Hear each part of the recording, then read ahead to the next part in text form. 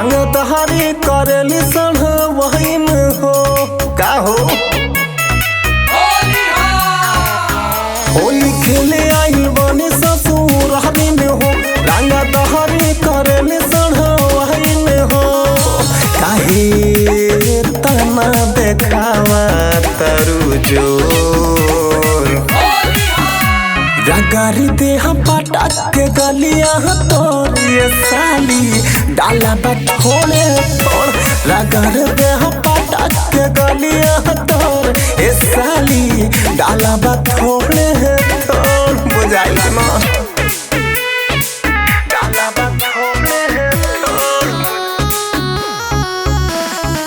डाला बठोले तोड़ आज के दिनवा फागुन महीनवा बावला होला उता पाती हो देखी के तोहर फिकर साली मनवा चाहता बहके हो ए साली सुना ना ढेर नखरा ना हमसे देखावा ना हो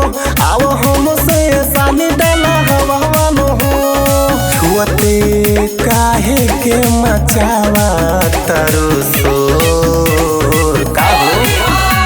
डगर देह पटक के गलिया तोर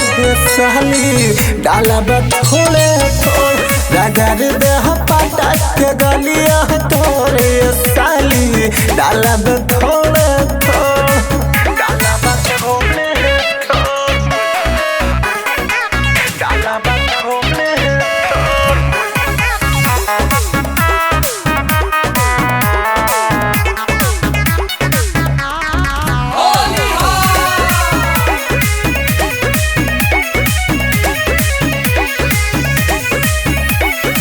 काहे देख के भागा तारू हमार पीछा करी हो धीरे धीरे डहल बसाली भारिया कहवारी हो सुना ना